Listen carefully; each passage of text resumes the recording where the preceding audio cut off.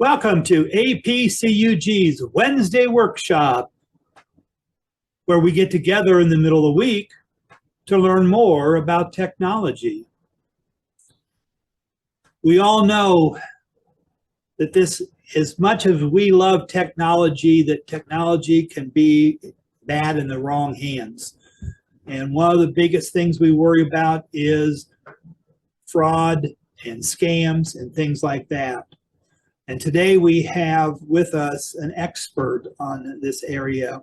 And I'm very excited to welcome a new person to our speaking position.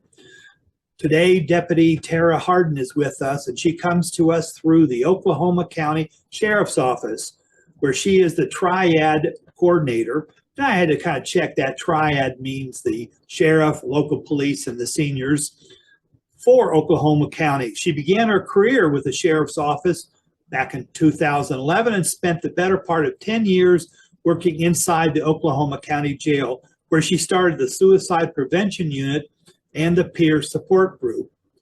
Since becoming the TRIAD Coordinator in 2021, she has focused the program on increasing scams and frauds targeting seniors, offering tips and resources on how to avoid becoming a victim. She presents a new lesson at 20 different locations across the county each month, which includes an online class and webinar through a partnership with the Metro Tech that can be viewed by going to the Metro Tech's website. She also offers guest speaking and teaching, like she's doing for us, by request. She hosts an annual fraud prevention conference each summer and participates in numerous events and training for seniors around Oklahoma County. Deputy Harding holds an advanced peace officer certification, the certified CLEAT instructor, I forgot to look CLEAT up, and for law enforcement in Oklahoma, holds numerous other certificates and awards. She's proud to be a deputy with the Oklahoma County Sheriff's Office, and she's proud to serve the citizens of her county and this country. And we are pleased to have her join us today to talk about fraud prevention, not prod prevention, fraud prevention. So Tara, welcome on behalf of APCUG, and we're really looking excited. Well, thank you. I appreciate being here, and I appreciate the wonderful introduction, and Judy for asking me to join you guys today. I just want to kind of touch a little bit on a couple of the things that you pointed out in the introduction. CLEAT is in Oklahoma, where I'm at, is our regulating agency for law enforcement. It's our training, licensing, it's our regulating agency. So yes, I am an instructor for them. And then I also wanted to kind of just expound just a little bit on what my duties are and what you're going to get today and what's available to you. So you mentioned that I'm the TRIAD Coordinator, and as such, my primary focus is preventing and reducing crimes against seniors. As you noted in there, that tends to be scams and fraud. These days. That's not to say that there are no others, but that is certainly the bulk of the crimes targeting seniors. So that's primarily my focus. I do teach at 22 in-person locations around my county every month. But I also have an online class that is through Zoom, just like this. So you're going to get a touch of probably about 5 or 6 one-hour lessons that I normally teach. I teach a different topic every month. So you guys being online, I know obviously everybody here today can do a Zoom class. So if you're interested in furthering your education on that, I will have Judy at the end of it. I'm gonna have her send out handouts so the information will be in there, and you're certainly welcome to join us. In addition to that online class, I also now have a call-in class. The call-in class was really targeted for folks that don't have the technology or the knowledge to use the technology to participate in the Zoom class. But if you have friends and family members that fit that bill and you feel like this is information they would benefit from, we certainly would welcome them to call in and participate. That class is a listen only. It's not interactive. I can't see people raising their hand on the phone. So when we can't have 100 people all talking at the same time. But I will, as I mentioned a minute ago, I will send everything I'm going to show you today. I'm going to send to Judy, and she'll be able to email it out to you afterwards. So don't feel like that you have to take pictures or write feverishly or anything like that. I do not read these to you. I'm going to put some stuff on the screen while I'm talking, and we're going to talk around it and about it. So again, you'll have access to everything I'm going to give to you today. So really, where I kind of want to start today, obviously we are online, and I love that, because not one of you, if I asked, which I do in a group in person, not one of you, if I asked you, would say, I'm not online. And you would be surprised at the number of people that I interact with that still say, I'm not online. And really, when we start talking to folks about, are you online? What is your online presence? Their first thought is social media or maybe email. And if they don't have either of those, a lot of people immediately jump to the fact that I'm not online. Well, the real reality of it is, everything we do is online these days. When you go to the doctor's office, they sit like this and they talk to you while they're typing away, and that's online. It's why you can go to the next doctor in that same group and they can access your records. When you go to the gas station, or you go and buy your groceries and you swipe that card, that's an online transaction. Everything we do is online. If the internet world, heaven forbid, crashes, you can't even put gas in your car. And then if an EVP hits, you can't even run that car unless you have an old one. So the reality of it is, every aspect of our life these days is online. And really, the criminals have taken advantage of that, unfortunately. Criminals are in that realm in all aspects, in the sense that they take something that is good, something that we use to benefit us, and they turn it and use it in a bad way against us. So in addition to that, our demand for convenience, our demand for ease of access has outpaced our demand for security, and our knowledge of security, and our knowledge of the information that is out there. So again, the criminals are just exploiting a weakness that is there. So when we start talking about our online, and really these little things here that I know everybody carries, I'm going to challenge you to rethink some of your ideas about online. And we're going to talk about ways that we're sharing information without realizing that we're sharing information. So I am going to share a screen with you. Like I said, don't feel like that you have to rush to get pictures taken of this information or anything else. And as he said to begin with, if you want to set it to where you can still see me talk, I'm not going to read these to you, but this is really just a handout about staying safe. This is specifically on social media, but a lot of the tips here apply to online in general. And I'm not going to read them to you, but I do want to kind of point out a couple of things and talk about them. When we're specifically talking about social media, and really kind of anything that you're doing online, think about what your privacy settings are. And again, as I stated a minute ago, our demand for ease and convenience has outpaced our understanding of the security risk and our understanding of what information is being out there. So even beyond your privacy settings, a lot of us have that tendency when that question pops up about gathering cookies and sharing your information, we just click accept and go on.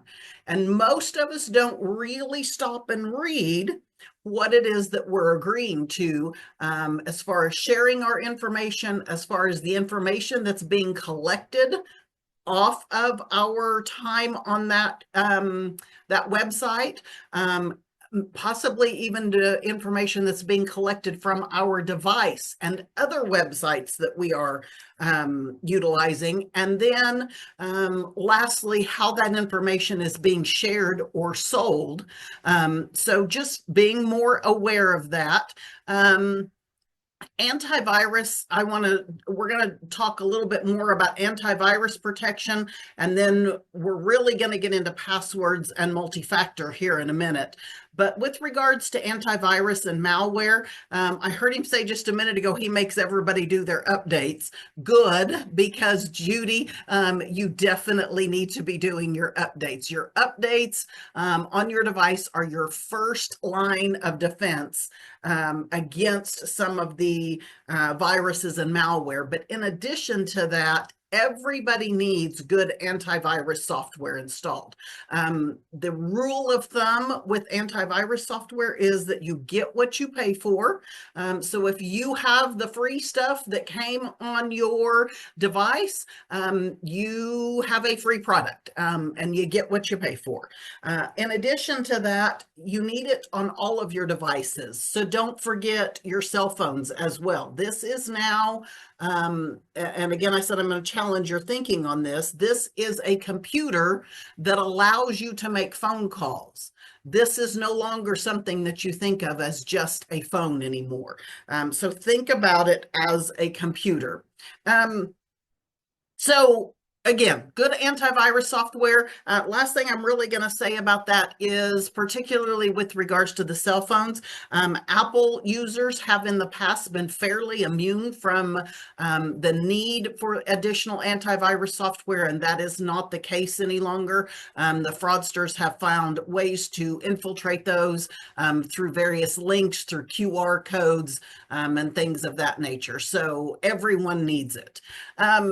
And then really the one I want to spend some time picking apart is this one right here about number 3, limiting your online footprint. So with all of the information that's out there about us, everywhere you've scanned that debit or credit card, every doctor you've been to, every, your property tax records, public records, your online and social media presence. Think about all of the places that there is information about you out in the internet world. And then you add to that data breaches, where information is getting dumped and sold into the dark web. In addition to that, think about when you very first started maybe shopping online or creating online accounts 20 years ago. Some of those businesses have gone out of business, and though that information just basically got abandoned. So there's information out there on us in a lot of different sources. Everything from, like I said, the dark web to just public records. There's a lot of information out there. Now, what there isn't out there in internet world on us is a file with our name, and all of that information is in that file. That is not there. So the fraudsters, when they gain access to this information, they may gain access to little tidbits of information along the way about you. And really what they're trying to do in order to commit a fraud, to draw you into a fraud, is trying to connect the dots of all of those pieces of information.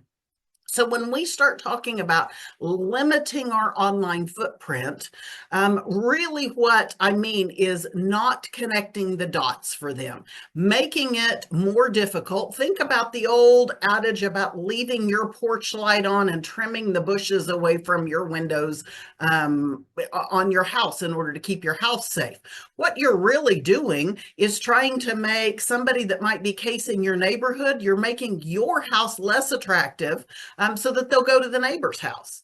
And that's the same thing with this limiting your online footprint. You're trying to make your information more difficult to put together, to connect those dots, to create a picture, if you will, of you and your life, so that they'll move on to somebody else who's maybe a little more vulnerable than you are. So I'm going to scroll down here to this next one. And just leave this here while I continue to talk about this just a little bit. So fraud in and of itself has changed and is changing rapidly year over year. One of the things that used to happen in the scam and fraud world is the fraudsters would just kind of send out this mass blast, maybe a text message, maybe an email. They still do these. This hasn't disappeared, but it's kind of morphed.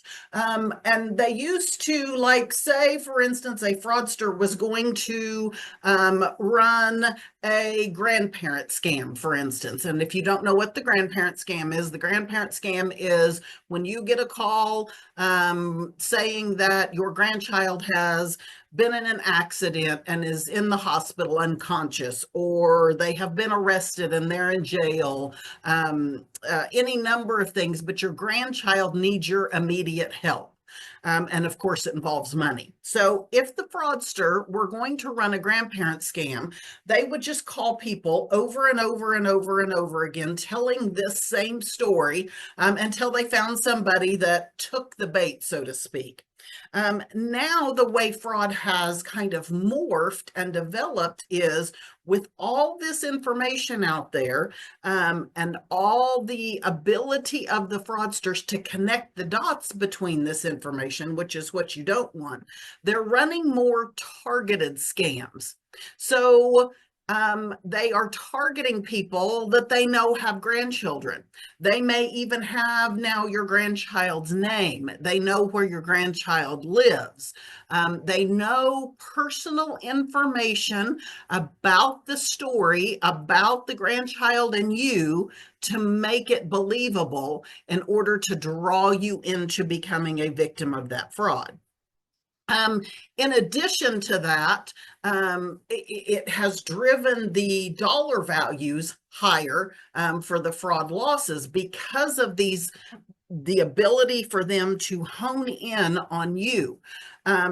So there's a lot of things about protecting that information and limiting that online footprint that becomes more and more important when you see how the fraud world is changing and how they are really doing such a good job of drawing us into believing whatever story it is that they're telling.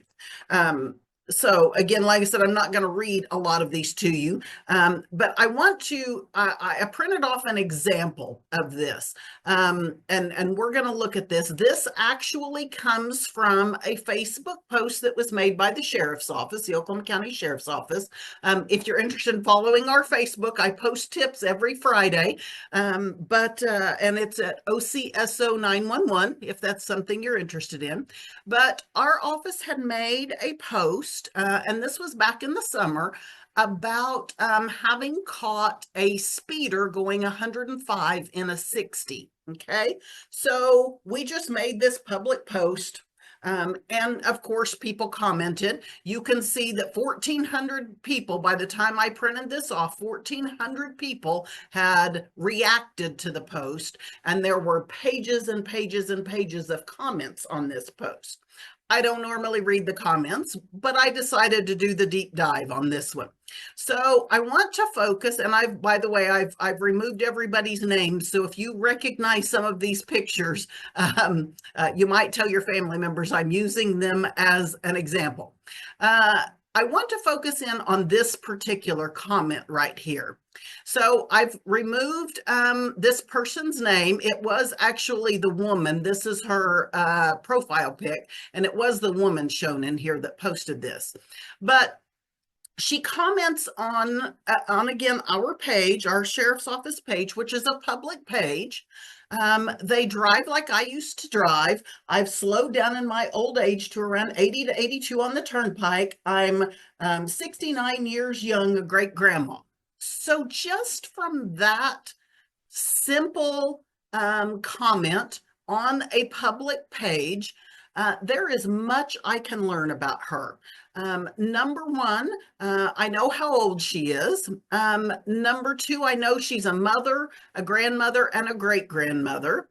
And in the area that I'm in Oklahoma, we have limited number of turnpikes, and they're in a particular area of our county. Now, posting on an Oklahoma County Sheriff's website, I would assume that she is in or near Oklahoma County, which kind of limits that with the turnpikes, kind of limits the area, gives me a honed in area that she probably lives in since she drives the turnpikes often. In addition to that, I know from her profile pic that she has a significant other in her life, and that she walks with a cane. So I know all of that, and two other people, by the time I found this, had liked her comment. So two other people have you know, at least noticed what she has posted. So I decided to take the deep dive on her, and I clicked on her name. Like I said, I've removed it from this for her privacy's sake, but I clicked on her name. And I decided that I would allow myself 3 minutes to find out everything I can find out about her, not using any secret squirrel law enforcement tools, just simple tools that anybody that's logged in here today can access. And in 3 minutes, I can tell you her husband's name, his exact date of birth, because she recently wished him a happy 70th birthday. She has been married for 50 years, and I can tell you her anniversary date because she posted about her anniversary. I can tell you, like I said, her husband's name. I can tell you her children's names. She has 2 daughters. She also lost a daughter at a very young age when the child was very young. I can tell you her grandchildren's names, and I can tell you her great-grandchildren's names and the schools they go to. I also know where her children live, the town she lives in, the high school she went to, and what town she grew up in. All of that in 3 minutes. So can you see just from that little bit of information how easy it is for me to connect a whole lot of dots? If I were a fraudster and I had a piece of information, maybe from a data breach, maybe from purchased it out of the dark web, and let's say I know she banks at XYZ Bank in XYZ town, and I have her name, but I didn't know that this was the same person until I looked at her Facebook page and I could see that's the town she lives in. You can see I connecting the dots. Her Facebook settings were open. They were set to public, and her husband's were not. But let's say it were reversed. Let's say hers was set to private. There's still limited information that even when your settings are set to private that you can get. I probably still could have told from a little bit of information who her husband was. And so let's say his settings were not set to private. So you can see how this is a rabbit trail that very, very quickly can expose not only your own information, but can expose information for the people around you. So while I may have my privacy settings set to private, if my friends are posting on public websites and theirs are wide open, it can be a trail that leads back to me. So again, just kind of thinking about that information that we're putting out there, thinking about limiting that online footprint. Another thing that I really want to, and please, if you have questions specifically about this, please jump in. Judy is going to be monitoring the chat if you have questions in the chat. And if there's something that specifically relates to what we're talking about, she's going to go ahead and interrupt me. So if you have those, put them in the chat. There was one other thing. Oh, I just lost my trail of thought when I started talking about the chat, about that online. I'll come back to it if I get back to it. But we're always sharing information, and I want to challenge you to think about and ask yourself, who am I sharing my information, or what information am I sharing, and who am I sharing it with?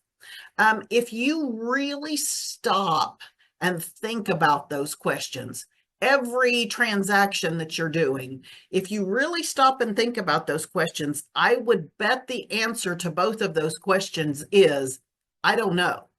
I don't really know what information I'm sharing, and I don't really know who I'm sharing it with.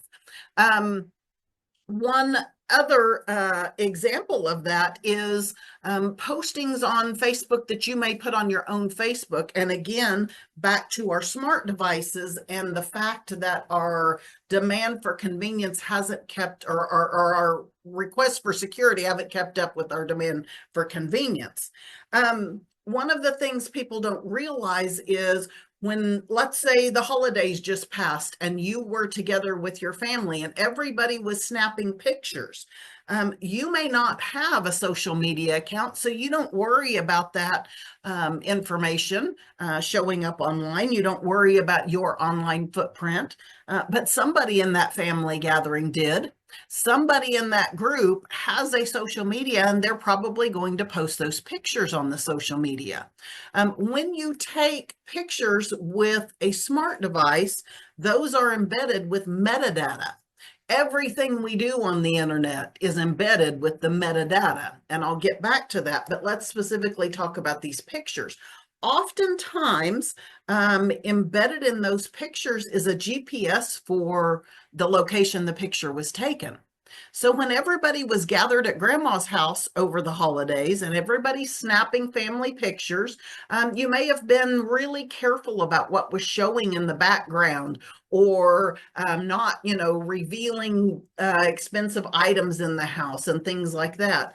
But when somebody posts the picture of the family all gathered together and says, had a great time this weekend at grandma's house, what they don't realize is that they may have revealed the GPS at grandma's house where that picture was taken. And simply by stating, I had a great time at grandma's house, you have just revealed that there's probably no grandpa in that house as well, because you would have posted at grandma and grandpa's house. So there's ways that we are sharing information that we don't even realize. Now, I talked a little bit also about the data that's out there that we're sharing. And I mentioned a minute ago just clicking that I accept button without truly reading the fine print of what we're agreeing to. Also, all of the smart devices that we have around us, our phones, our Alexas or our Googles, our smart TVs, our computers and laptops. There are devices all around all of the time, and they're always collecting metadata. Think about when you are, say, for instance, looking for a restaurant and you want barbecue. We love barbecue in Oklahoma. So I want to eat barbecue today. So I Google in my maps, I look up barbecue restaurants in my area.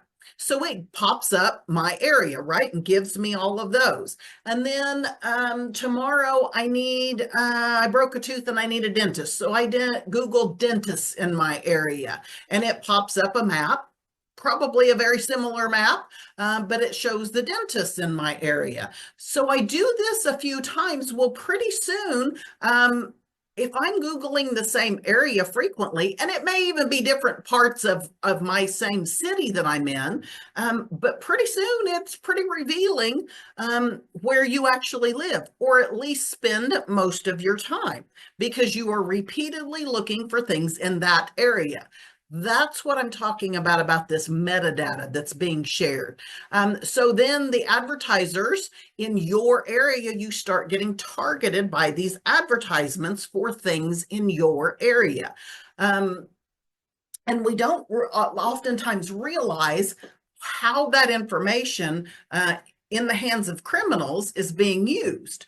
But again, it's really about that targeting of the frauds to stories that we will believe. Now, before we get off of the information, I want to look at one other thing here real quick, because we share information also in ways that aren't necessarily online. And I just want to spend just a brief moment talking about those, and then we will get back to the online information. So let me make this just a little bit smaller, because I think it is out. And I know you can't read that. I will read this to you. Really what this is talking about is the bumper stickers and the information that's on our cars. Oftentimes we don't think about the information that we're sharing there as well. For instance, these ballet and baseball can tell a criminal that you are busy oftentimes on the weekends and evenings and gone to practices and to games. This motorcycle, you love the motorcycle, you have expensive toys in your garage, you have a small dog here in the heart, and this particular one, you can't read it, but it even has the dog's name. So when I break in, I know it's a small dog and I can call it by name and put it at ease. This yellow one down here in the bottom corner is supporting a particular town. So it tells us where you live. This big yellow one in the middle talks about the proud parents of XYZ elementary school honor student. So it tells me where your kids are at every day. This oil field spouse, of course, you're proud of your spouse's hard work, but that also tells me that your spouse is gone, oftentimes for extended periods of time. You love to hunt, which tells me you have more expensive equipment in your house, and ones that particularly that criminals might be interested in. The baby on board tells me that you're oftentimes distracted and have your hands full and will oftentimes miss things because your attention is elsewhere. And then your personalized tag makes it very easy for someone to spot you in the future, or to follow you and to track you and know that it's you that they're re-seeing. So just thinking about ways that we're sharing information. I'll also say t-shirts are a great way that we share information without realizing it. If you're wearing, I see them in Oklahoma, we're in the Bible Belt, so I'll use that as an example. I see people with t-shirts advertising their church oftentimes. And so it's a great way for a criminal to strike up a conversation and to distract you. A simple waiting in line at the grocery store, and oh, I see you go to such and such church. I'm new to this town and I've been looking for a church. Is it any good? And you ramble on about, oh yes, they have women's Bible study on Tuesday night and on Thursday night. We have small groups. I love my small group. Well, you've just told me you're not home every Thursday night and potentially every Tuesday night as well. So again, there's ways we're sharing information. Us ladies are especially flowing with information when you get us talking about our kids or our grandkids. We'll even get out pictures and show you what our kids and grandkids look like, which again is just more information than we want in the hands of a criminal. I'm not going to get to this next one. I am going to move on to a different one, and we're going to get back to some of these scams in general and the ways that we are sharing information. And again, please don't hesitate to Ask questions if you have questions along the way. Now, this one, this handout here is actually from the FTC. And if you're not familiar with what the FTC offers, I would strongly suggest you peruse their website. They've got some fantastic resources. But really what I want to talk about on this applies to frauds in general. Regardless of what the story is that they're telling you, and the 4 P's here is really what I'm getting at. Be aware that scams in general, oftentimes the fraudster, not oftentimes, always, they're always pretending to be someone else. Nobody is going to, no legitimate fraudster, no fraudster that's making any money, I should say, is going to come up to you and say, hey, I'm a criminal. I'm trying to defraud you.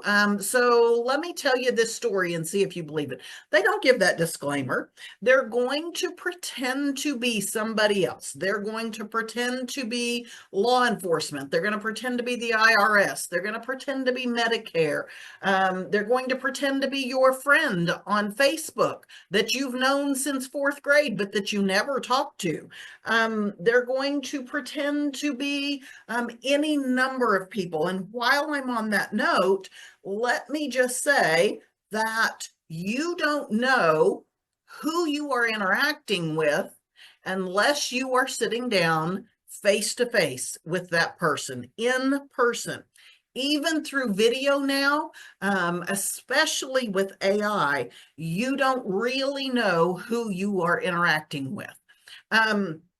I'll just tell you, there is a legitimate service out there that I recently saw advertised, and it is for deep fakes.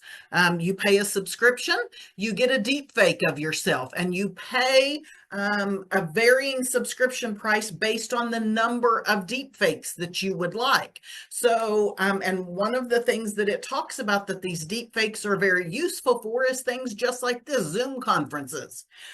So if I were an executive and I had multiple Zoom conferences going on oftentimes, and I was having to not participate in some because I had other meetings going on, I just purchased this deepfake subscription, and my deepfake of me will sit in on my Zoom conferences. It takes 4 minutes, they said, of video. You sit in front of it and it videos you moving around so that your deepfake will move like you move and it will speak like you speak. And the more you interact with your deepfake, it will begin to answer and address questions like you would. So tell me, back to what I said just a minute ago, you don't know who you're interacting with unless you're sitting in front of them. Just exactly let your imagination run wild, exactly how the criminals are going to utilize technology just like that. So they're always pretending to be someone. We are already seeing this creep up oftentimes in romance scams. And the victims will say, but I video chatted with them. Yes, you video chatted with a deep fake of them, but it wasn't them. You may have video chatted with what you thought was a beautiful 45-year-old female in Germany, and it's really a 25-year-old male in Ghana. You know, the technology ability is so vast right now, and the criminals are advancing and using it much more rapidly than the general public is. So again, just remember, they're pretending to be someone. They're pretending to be someone you trust, someone you possibly know, always. And so just keep these 4 P's in mind. The other hallmark of a scam is that there is a problem or a prize. So ultimately, no matter how long you've been talking to this person, whether it's just the first phone call or you've been involved in a romance scam for months now, ultimately there will be a problem or a prize. And when I say a prize, even apply that to money back on investments, because investment fraud is really huge right now. In fact, there's a name for it. It's called pig butchering. And unfortunately, you are the pig that's being butchered if you're the victim. You're being fattened up and butchered. Anyway, there's a problem that you have to help with, or you have won a prize, or you have a great investment opportunity. But ultimately, the story always ends up going down that road. And then there's pressure. Everything's got to be done right now. This opportunity for this investment is only good for today. Or that problem has to be resolved right now. Your grandchild is in jail and things are going bad. They've got to have bail money before they see a judge, and that's scheduled in 2 hours from now. So you've got to do it right now. And then ultimately, it always comes down to money and them asking you to pay. Usually that payment is in a very specific and directed way. They will give you instructions on how this payment needs to happen. Wire transfers, cryptocurrency, gift cards, and courier are huge red flags, as well as purchasing gold. Any investment right now that's not done through your regular vetted, trusted, relied upon investment advisor, any investment right now. Those are huge red flags. But ultimately, like I said, you don't know who you're dealing with unless you are sitting with them face to face. Just on a little bit of a side note on that, one way to avoid those, well, a couple of ways to avoid those. Number one, don't answer your phone. Don't talk to people online. If somebody messages you on Facebook and they've got this grand opportunity for you, pick up the phone and call them. Confirm and verify through another method. Ultimately, if you are being told not to share the information with someone else, with your family, with friends, with law enforcement, it's a scam. No legitimate business or deal is ever going to ask you to keep the information private. And then on the pressure, nothing in our country requires money immediately, even saving someone's life.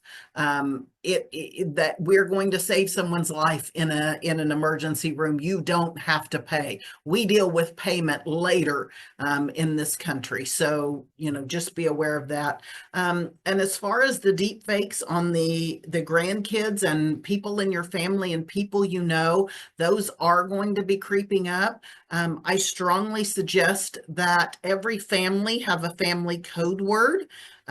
We've used them for years with little kids. Don't ever go with someone at school that says they're picking you up for mommy unless they know the family code word. Well, now we need to include aunts and uncles and grandparents on that family code word, and that family code word must be used in order to initiate a financial response or an exchange of personal information.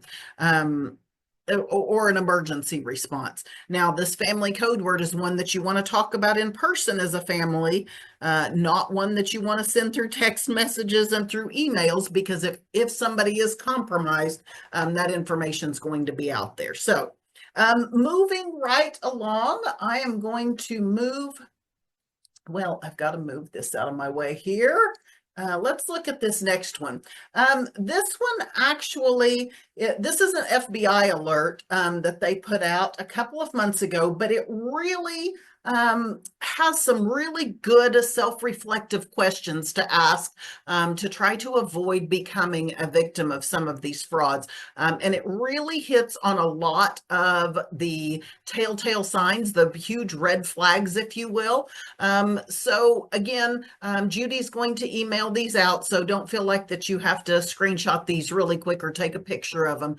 You're going to have this in your inbox.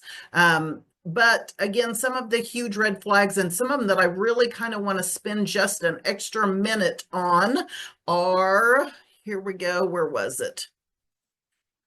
I kind of want to touch on the QR codes, and I want to expand on those just a little bit. Some of the big things and the big ways that our devices are being compromised is through links, and QR codes are essentially a link. So a couple of kind of rule of thumb ways to live by that I really preach to everyone is don't answer your phone. Your caller ID is worthless. Your caller ID can easily be manipulated to read whatever the person on the other line, end of the line, wants it to read. And that is one of the techniques that they're using to pretend to be somebody. So don't answer your phone. Don't, friends and family only. Friends and family only. Everybody else can leave a message, and then you can verify afterwards the phone number and call them back, but don't hit that redial button. The other thing is don't click on links. Don't click on links, don't click on links, don't click on links. And remember, QR codes are links, advertisements are links, and unsubscribe is a link. The problem with links is you know where you want it to take you, but you don't know where it actually takes you until it's too late. Now, do we live in links? Do we use QR codes? Yes, we all had a link we had to click on today to log in. So that is the reality of them. But make sure that you have confirmed, or that you know and recognize the sender, and that you are expecting the link. If I get an email from my bank just out of the blue that says, hey, we're updating our records, we need you to update your personal information, and they give me a link to click on to do it, never. I'm going to get out of that email and I'm going to go log directly into my bank to do that. So go directly where you want to go. If I'm shopping and we just passed the big shopping season, and I see that ad running beside my email, and it's the perfect advertisement for the perfect pair of shoes I've been looking for, great, you can shop online, but don't click on that ad. Go directly, get out of your email, go directly to the website and search for that item that you just saw. Go directly where you want to go instead of through the links. And the unsubscribe, sorry, I never would unsubscribe from anything because I didn't ask for it. I don't want it. I don't know where it's taken me. I'm just not going to click. I'm not going to risk clicking on unsubscribe. So let's, I want to hit one more here because this one really is kind of just a good general reminder on ways to protect yourself from fraud. And it really touches a couple of the points on here on something I said at the beginning that I'm going to come back to and spend a little bit of time on. And that is passwords. Before we get to passwords, the reviewing your accounts that you see on here, review your financial accounts, review them often. Minimum weekly, ideally every couple of days, and wonderful would be daily. If you could review your financial accounts daily, that would be absolutely fantastic. Set up your transaction alerts. Most financial institutions have transaction alerts now. Set those up so that you know anytime any of your financial accounts have had any changes to them, either through a text message or through an email, you'll know the minute it happens. The quicker you can get ahead of frauds, the quicker you can put a stop to them, the less damage that will be done. Setting up the multi-factor authentication. If most financial institutions also offer multi-factor authentication, if it's offered, take advantage of it. There is a reason it is being offered, and it is to protect you. But if you don't utilize it and set it up, it's not a protection for you. But one thing on the multi-factor you really need to be aware of, oh, I moved my mouse, sorry guys. You need to be aware of is that when you set up that multi-factor, whatever that secondary factor is, whether it's a code that the bank texts you, whatever that is, whether it's a series of questions, that then becomes part of your login. And you don't ever want to share that information with someone else. So what's happening is you have that, say, that second factor, that code that your bank is going to text you when you try to log in. The fraudsters are getting a hold of your login information, your password information. We're going to touch on the passwords, and they are logging into a point on your bank, and they realize, oh, this person has set up multi-factor. So if I hit the enter and I log in, it's going to text them a code and they're going to know somebody's trying to log in. So they call you instead, and they pretend to be from your bank's fraud department, and they say, hi, this is your bank's fraud department. We've detected some fraud on your account. We've got it stopped, but we need to secure your account.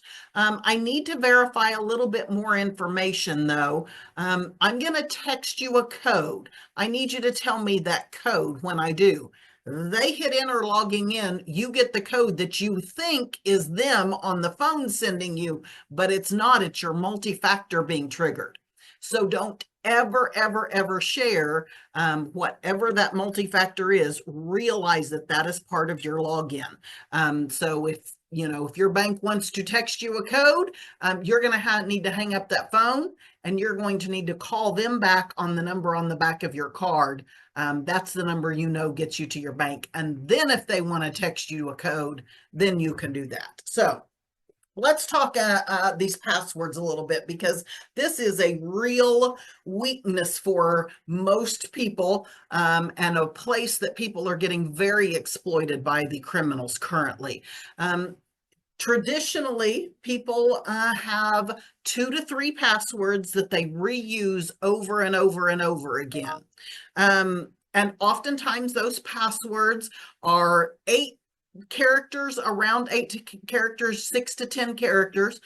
They usually contain a word that is near and dear to that person. So things like your anniversary, the high school you went to, the town you grew up in, the street you grew up on, your dog's name, things like that, your grandkids' names. Remember in the beginning all of that information that I got off of that lady's page on the Facebook post? Usually that type of information is in those passwords.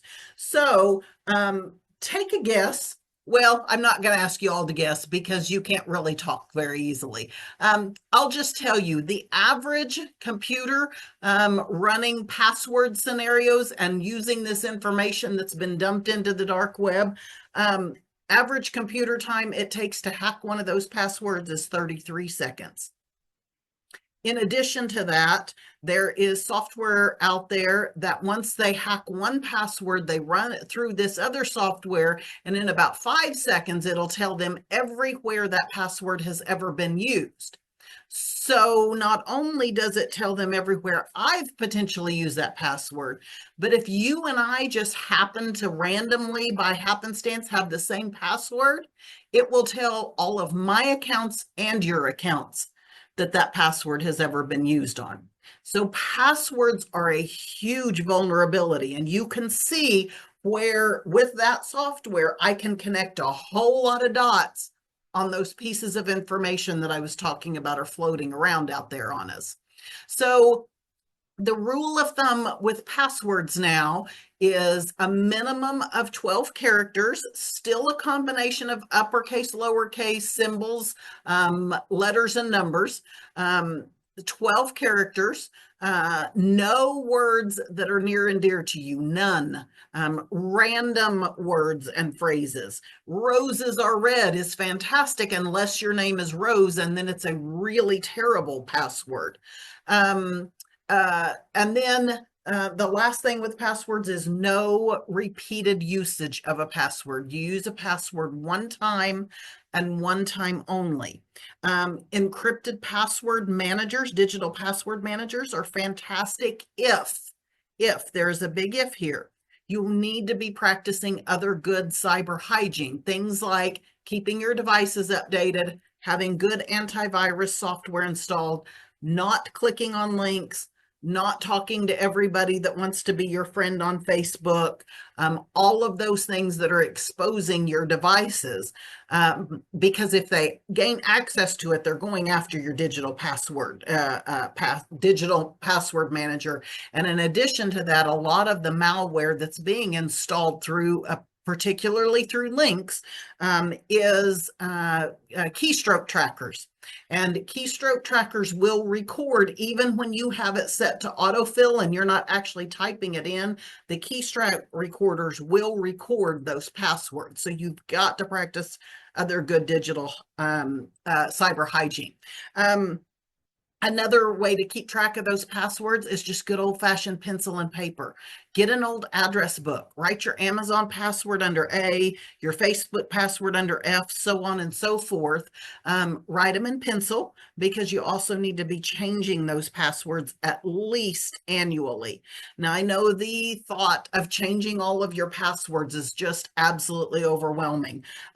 Focus on your financial accounts. Change those financial accounts first, your bank accounts, your investments, your pensions.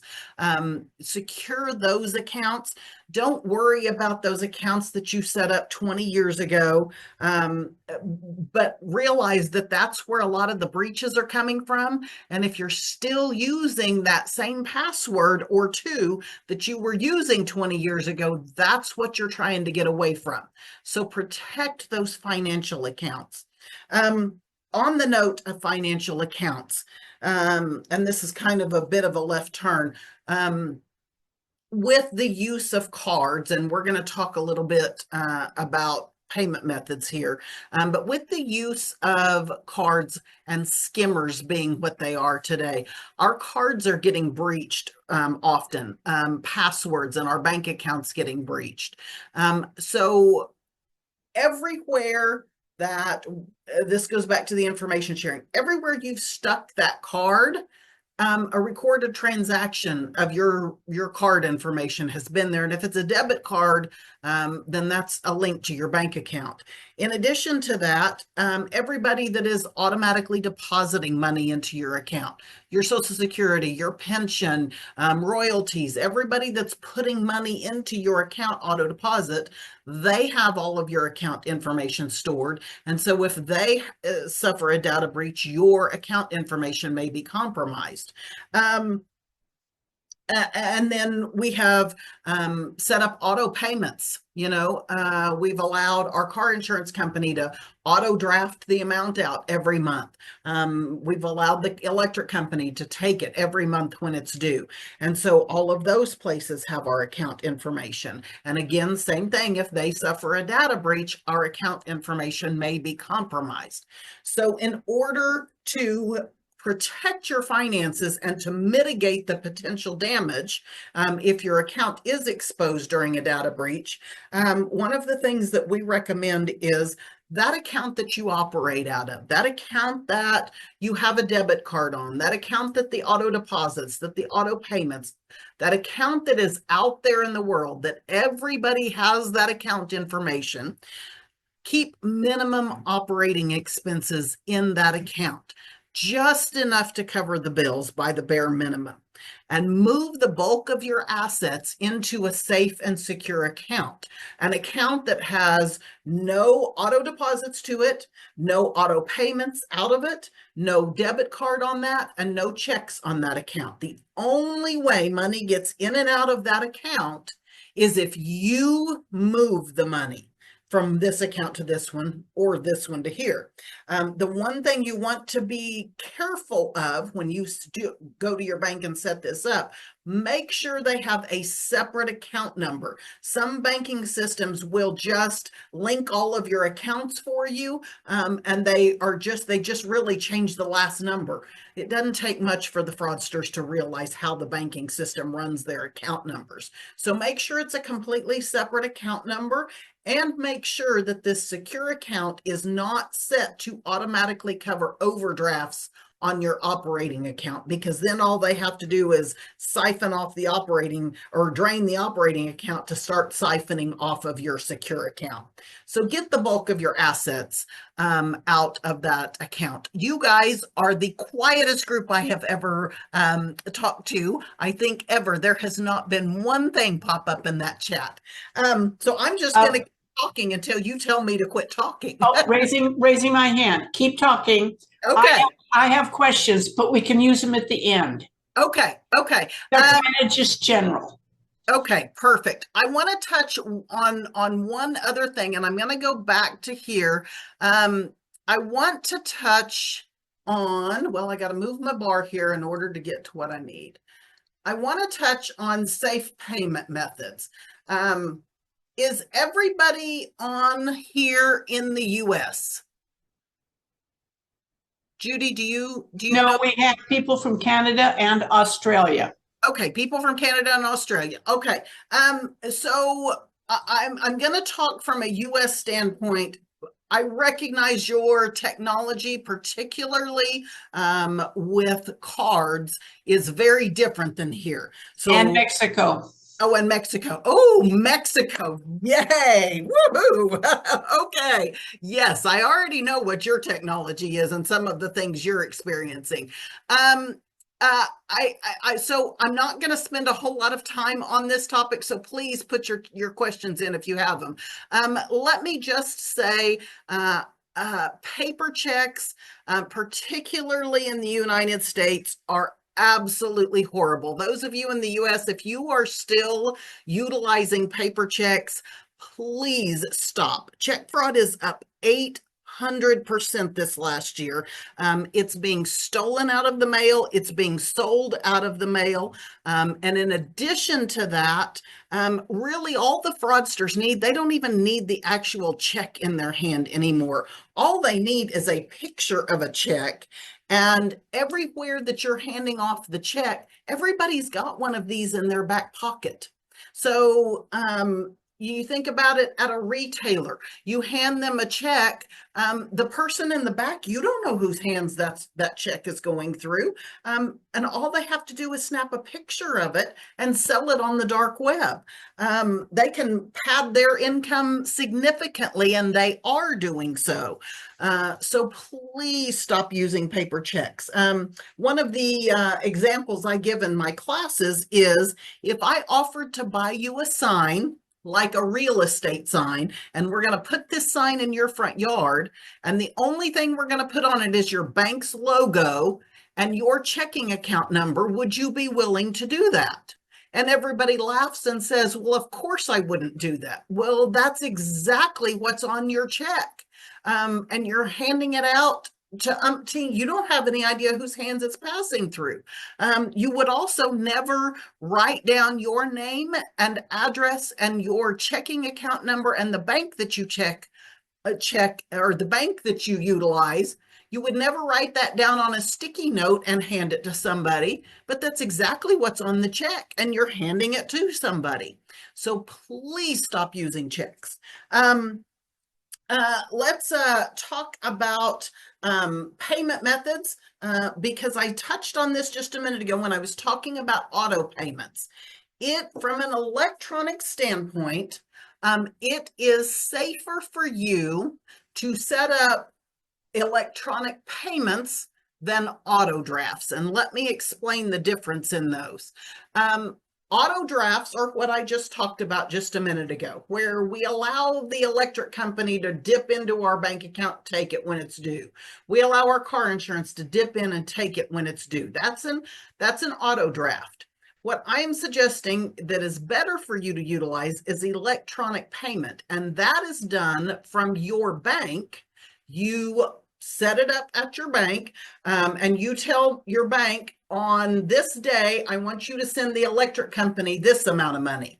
And on this day, I want you to send my car insurance this amount of money. The difference being, again, that information that's out there should a data breach occur.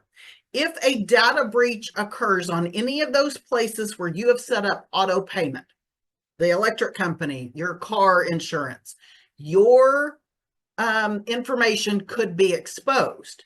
But if a data breach occurs on your bank, they don't care anything about your electric account number. They don't care anything about your car insurance account number. They're not going to be paying your bills for you.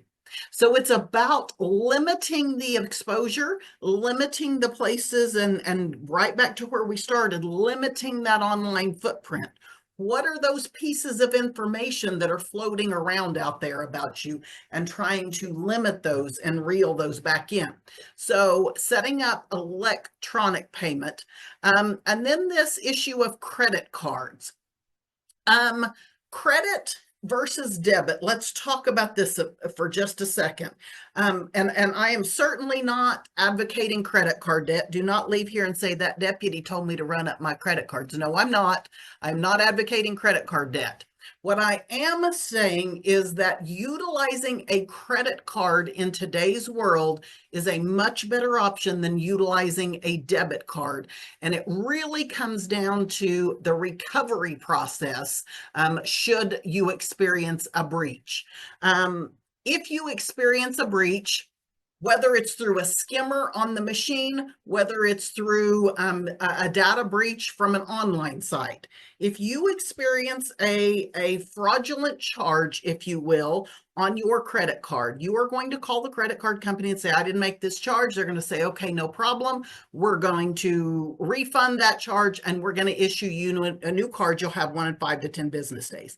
That's the process.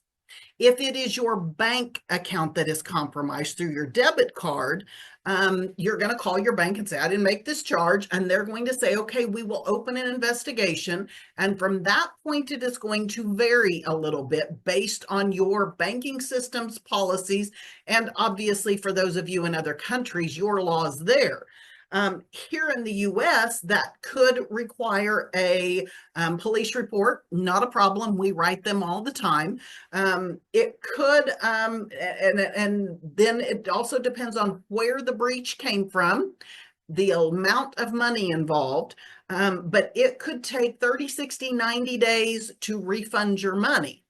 In addition to that, if a breach in such a manner that requires you to set up a new account altogether and not just a new debit card, you're going to have to go in and sign new signature cards. You're going to have to move all of those auto deposits and contact all of those companies. The auto payments that you already have set up, you're going to have to move all of those. It is very cumbersome. I will tell you, my church went through this recently, and we had to set up a new account altogether because of the level of our breach. And it took us almost 1.5 years to fully recover from that and to complete that process. So utilizing a credit card is a much easier process to recover from a breach. And if it's your credit card, the most that they can get is your limit minus whatever is you've already got put on the card. If it's your bank account, the most that they can get is your bank balance. So again, just too risky. Mitigate those damages, get that money out of that account and into a safe and secure account. We can talk about tap and pay, but again, this really would apply only to those in the US. So I think that I will just say briefly, if you are in the United States, utilize tap and pay anytime you can. If your card is tap and pay enabled and the machine is tap and pay enabled, utilize tap and pay to avoid the skimmers. That does not apply abroad. So I really don't want to get into that because the technology is very different, especially for you folks in Mexico.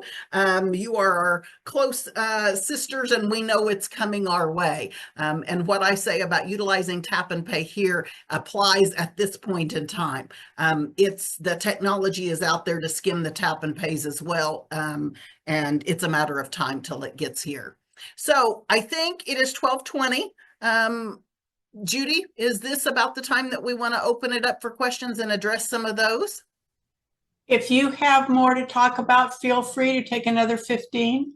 Oh, okay. Okay. Well, then let's talk about payment apps here really quick. So a lot of people are utilizing payment apps now, and people question all the time the payment apps. And you in other countries may have additional payment apps that I am just completely unfamiliar with.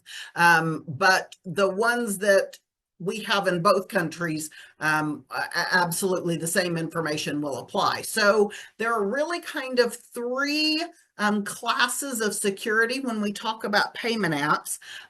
In one class of security are apps like Cash App, Venmo, and Zelle. PayPal kind of sits in a class all by itself. And then we have Google Pay and Apple Pay in another operating class and security class. So let's talk about Cash App, Venmo, and Zelle to start with. You will those are called what we call peer-to-peer apps. You'll see them abbreviated as P2P sometimes, and that stands for the peer-to-peer or person-to-person.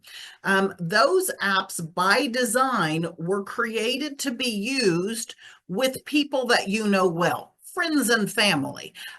They are a person-to-person, and they are a direct link between your accounts.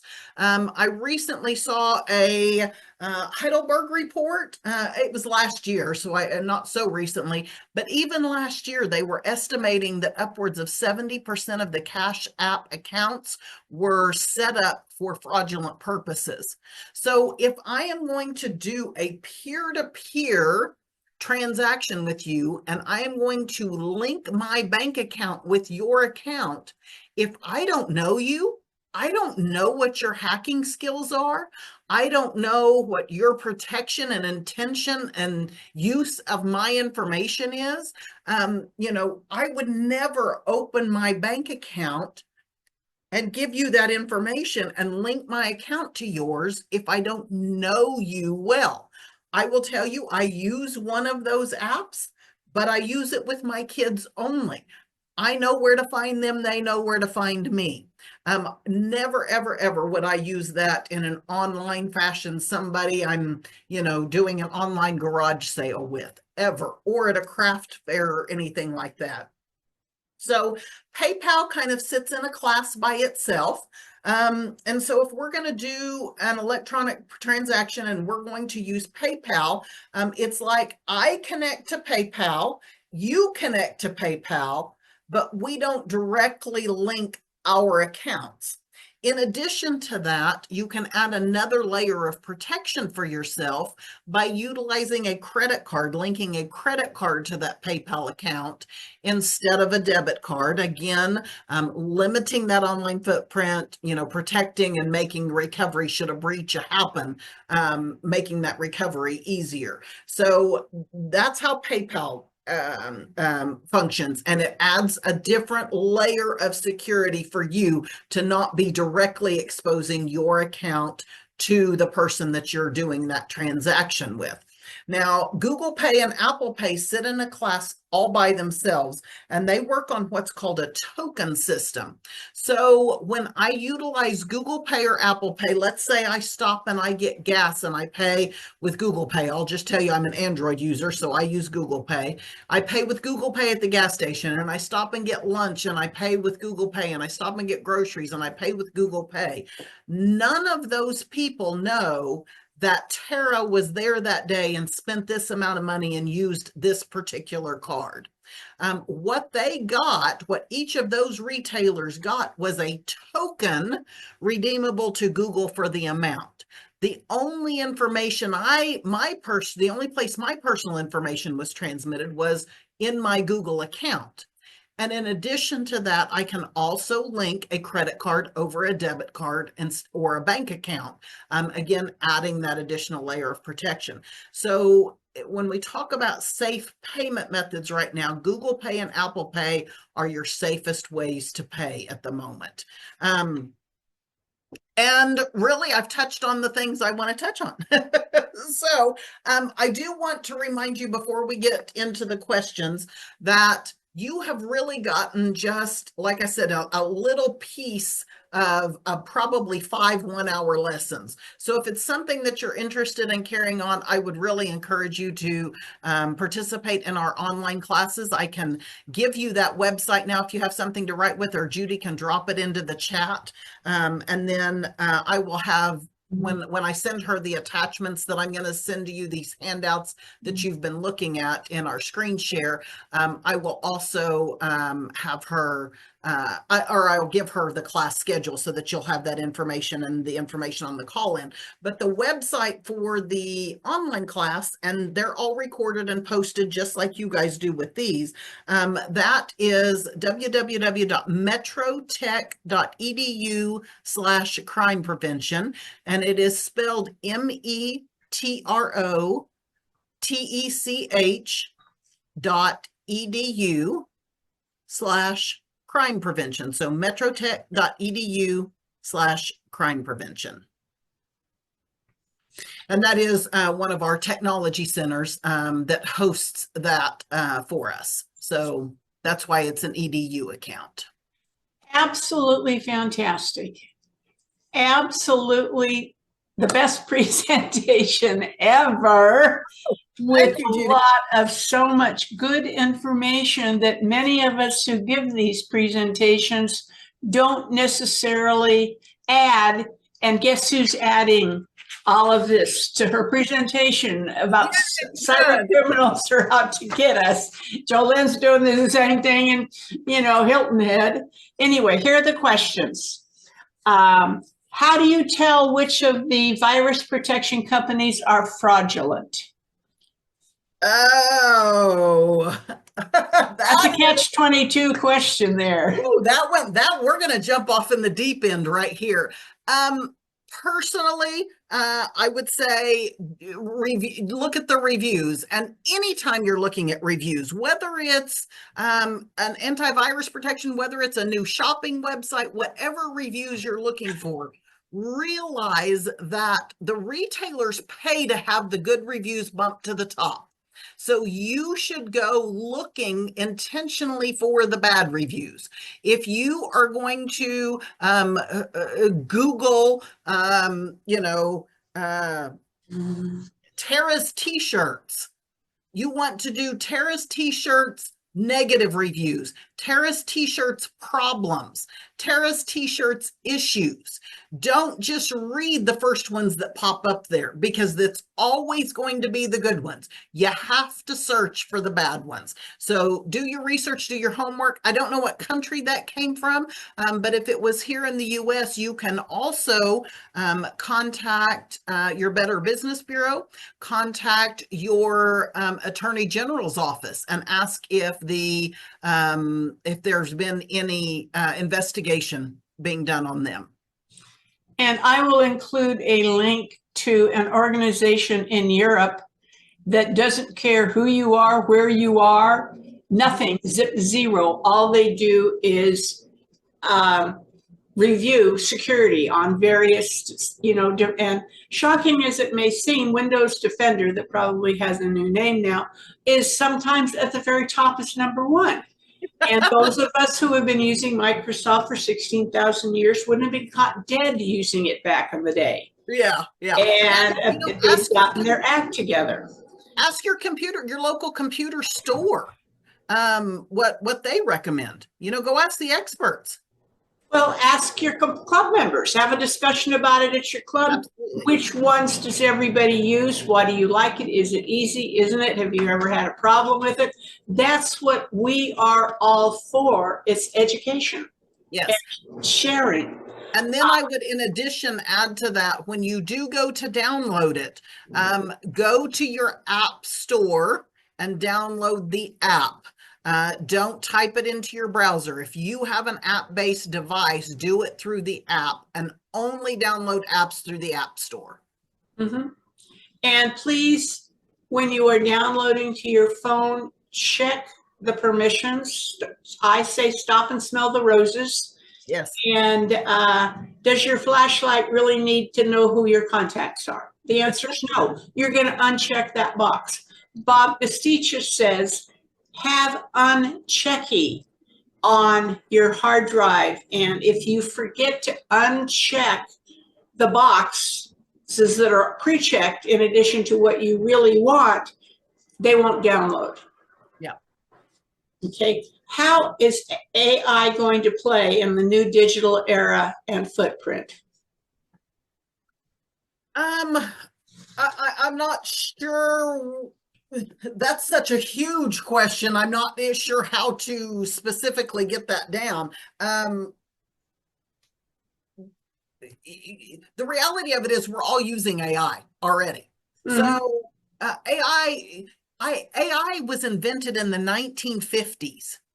This is not new. Our conversations about it, our worries about it are new, but we are, honest to goodness, we are about 50 years too late to be having the conversations that we're having. AI isn't going anywhere. And unfortunately, like I said a minute ago, the criminals are utilizing it to their good. So I really don't know, like I said, the broadness of that. If whoever answered it can narrow it down to a little bit more what they're asking.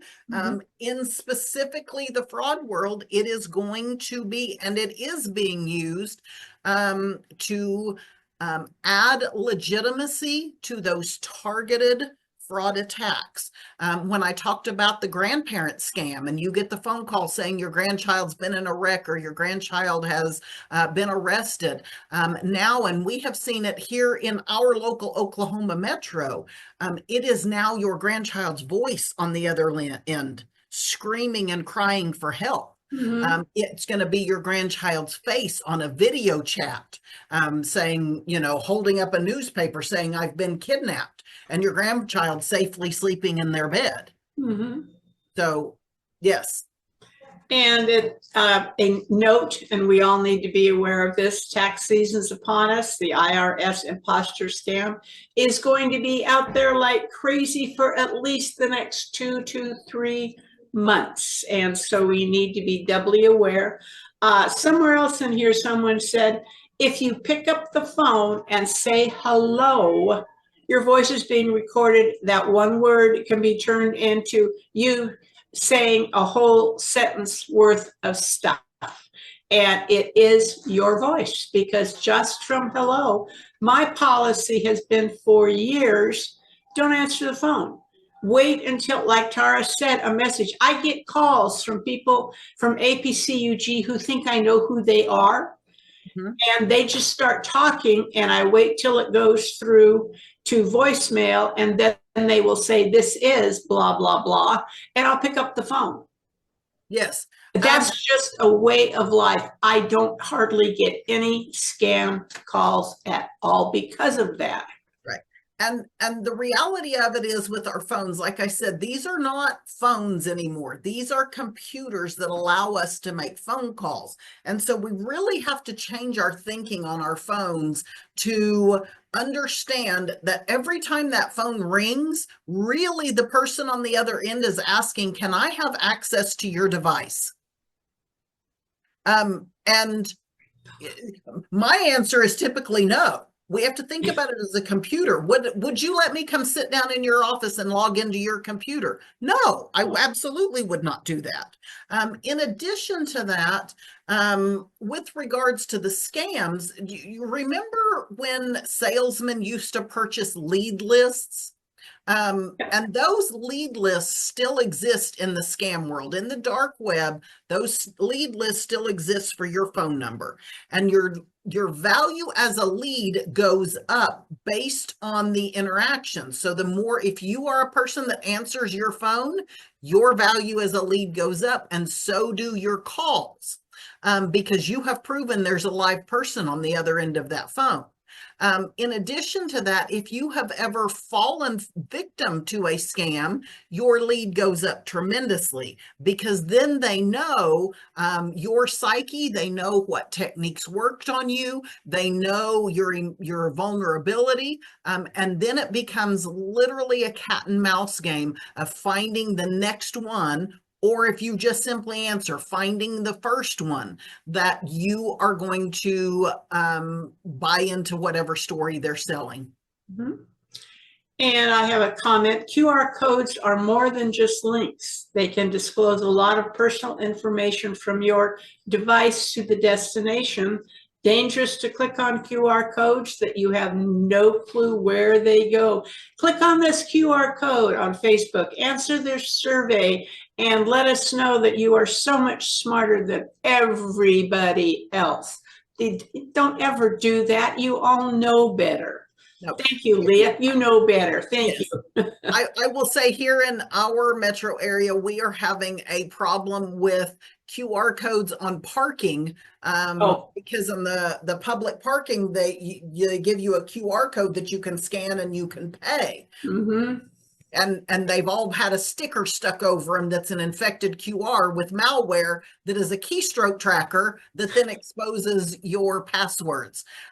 So yes, QR codes are dangerous. They are a part of our world, but just like any link, make sure you know the originator. Make sure it's a legitimate QR code, that you trust that originator, that you ask the questions. Don't just habitually just go through it. Mm-hmm. And look at that link before you click on it to go to it. Yep. This is from a first-time attendee who uses a Mac. She said, I've had 2 different notices on my computer about being given a $4,500 loan just while listening to this Zoom meeting. I did use the encrypted link that I will say I sent out. John created it. How should I have gotten into this Zoom? Theoretically encrypted. Good grief. What has happened here? My mind is blown about this. Incredible. Yes. And again, it goes back to knowing and trusting the sender of the link and confirming. One of the things, and you guys are going to hate me for suggesting this, but if you and John are going to hate me for suggesting, if I were a first timer, I may have emailed ahead of time. If I got that link, I may have emailed and just said, not reply, but taken the email address and sent a separate email. Hey, I got this link. Is this really, this is who I'm trying to contact. Is this really the link? Yeah. And if it's going to be a financial transaction, holy cow, pick up the phone, call, not the number in the email, go look up the number for yourself and look it up on a different device, because if your device is infected, they'll reroute your Google searches to the phone numbers. So utilize a different device and go look up the phone number, confirm, verify, you know. Yeah, just call me, you guys. That's okay. My electricity may or may not be on. What can I tell you? We want you to answer 165 emails and phone calls before the class starts. Oh, I will get 50 emails, every day. And anyway, is there, John Kennedy, is there a good tutorial on how to methodically go through all your password problems and fix them using a password manager like Bitwarden or Proton Pass? He's our Bitwarden and Proton Pass person. Okay, the question again. Is there a good tutorial on how to methodically go through all your password problems and fix them using a password manager like Bitwarden or Proton Pass? The methodical way is you convert it to a very strong password. Say again? You have to convert your simple passwords into a strong password using the password manager.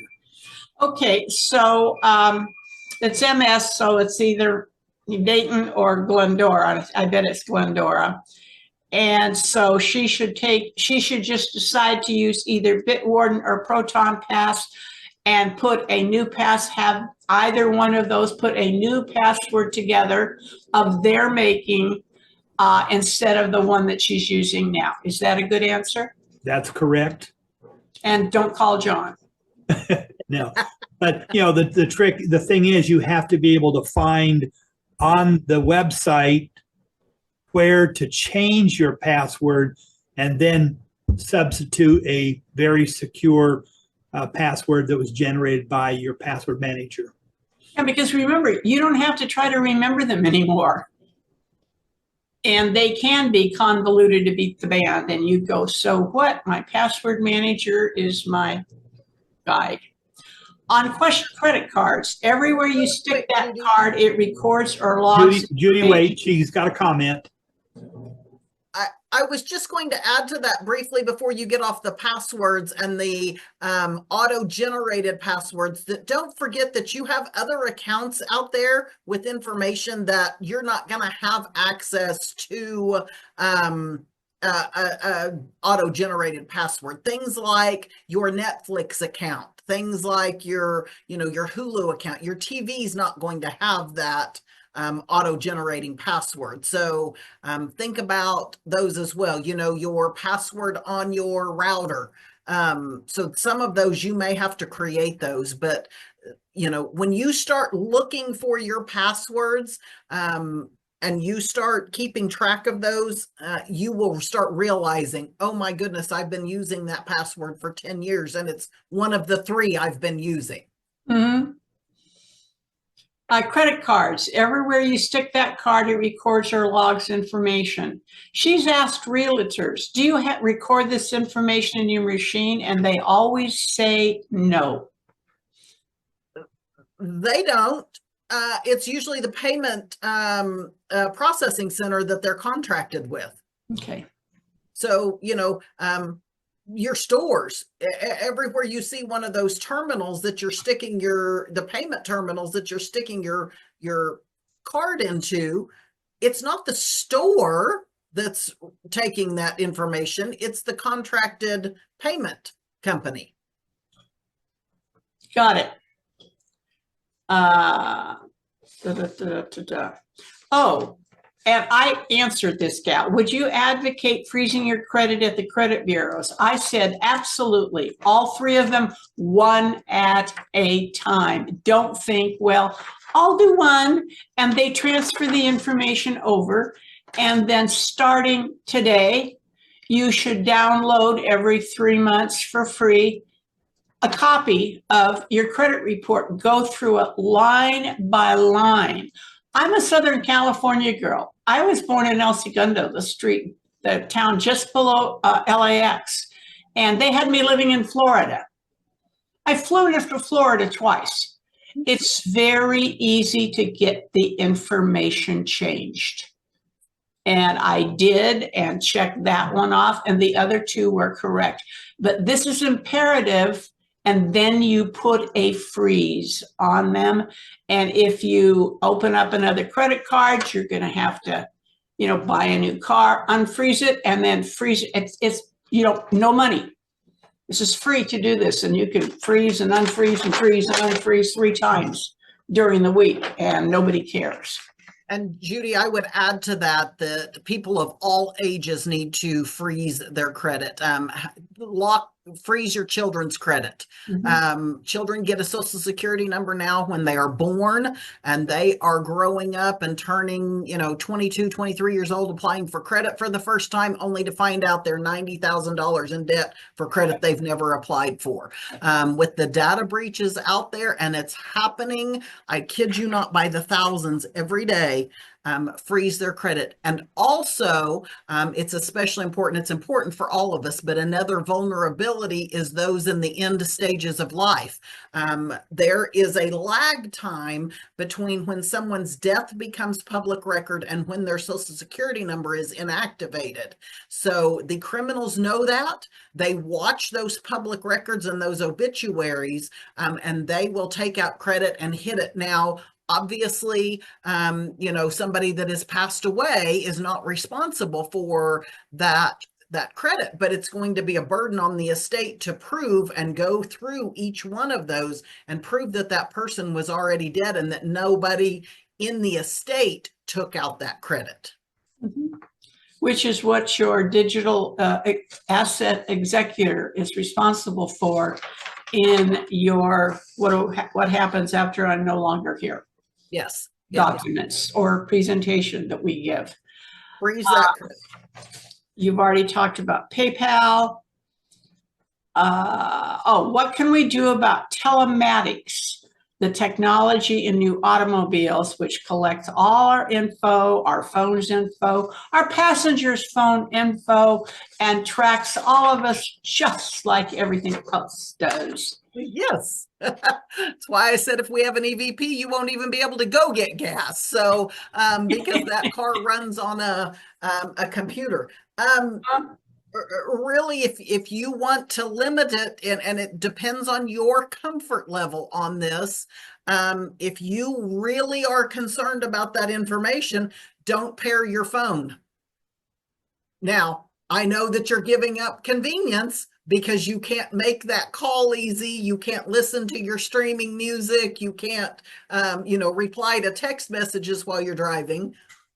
But it's one or the other. Either you're going to be safe or you're going to allow them access. And it depends on your comfort level. It really does. Now check those passwords. Some of the newer cars, particularly the ones that are internet enabled, will have a password on those. And I would also suggest that you don't let other people pair to your car as well. Mm-hmm. But the reality of it is they can steal your car with a laptop now. And just think how it used to be when we didn't have to be on our phone 24/7. Oh my gosh, we could do grocery shopping and talk to our little kids and educate them about stuff and talk on the answer calls when we got home. Oh, and it wasn't a pain. It was just a way of life. And we need to be thinking about that. Of course, we don't have little kids anymore, but we have grandkids that come and stay, or great grandkids. Yeah. And I see so many parents not interacting with them at the grocery store. If I see someone who is, I always compliment them. Yeah, I will say on that car note, and it's your devices too, do not put your home address as home. Put a nearby public location as home on your GPS. Number one, those computers are not wiped out when you sell that car. When it goes right on to the next person, and if they type it in. Number two, if your car is stolen, particularly, I know this happened at a football game here in our metro area. A car was stolen out of a parking lot near the early part of a football game. They had their home location in their GPS. Well, they know where they're going to be for the next 4 hours. So they called up their buddies with a box truck, met them at the house, and unloaded the house while they were at the football game. They left their car for them in their driveway. That's what happens. That same thing with your funeral stuff. Don't give too much information. When you get back to whoever died house, it's empty. Yes. You know? Yes. We got 4 online questions up here, and then we're going to let Tara go with a huge thank you. She's going to send me stuff. You will have that in your inbox this evening. Gabe Goldberg, you're on. Hi, thank you. This was a wonderful lessons in being paranoid, which is what's required these days. I just have a couple of very short comments. I've never been on Facebook. I've never been on TikTok. I've never been on Instagram, and I live a very satisfying life. I'd go further than what you were saying about restricting what you put on social media, and just live a life without social media, and you can get along just fine. Something you didn't mention that sort of goes along with the cars you were just talking about is the danger of tracker tags. The danger that somebody will stick a tracker on your car, an Apple tag or AirTag or something like Kyle, and be able to use that for nefarious purposes. Unless you're a high-value target or you're driving a Maserati, it's relatively low risk, but there are ways to detect those when they've been planted on your person or especially in your vehicle. And I just wanted to mention what I guess is a variation on the grandchild scheme. I'm active in a couple of organizations, and I've seen multiple scams where somebody connects 2 names in an organization and will send a note to person B claiming to be from person A, asking them to do something that often involves going to buy gift cards, scratching off the cover, and sending the numbers. That happened. The first one of those that I saw was several years ago, and it wasn't known yet as a scam, and it was almost plausible, but I used a different channel. I called the person the note was supposedly from Yes. and asked, did you really ask for this favor? And he said, of course not. It's a lot more common now. My wife is now president of a local chapter of an organization, and we're getting that kind of scam where it says, I'm A and you're B, and I would like you to do me this favor. And sometimes the wording is a little bit awkward. Sometimes the wording is actually very well done. But if somebody's asking you to do a favor that seems unlikely, improbable, out of character, check whether it's legitimate, and don't answer the email saying, are you actually person A? Give them a phone call or contact them by the email address that you already have for them. And the odds are very much that it's just nonsense. It's a scam. That's correct. We refer to that in the law enforcement world as affinity fraud. Yeah. You're connected through some special group, and they're pretending to be part of that group to garner your trust, and know those red flags. If money is being transacted, it's a huge red flag, number one, to begin with. But number two, gift cards, cryptocurrency, wire transfer, and courier picking up the cash. Any of those, it is almost certainty a fraud. Yeah, when the next time somebody asks me to buy gold bars and put them on the stoop for the courier to pick up, I will remember not to do that. Jerry Kirschner. Yeah, thanks, Judy.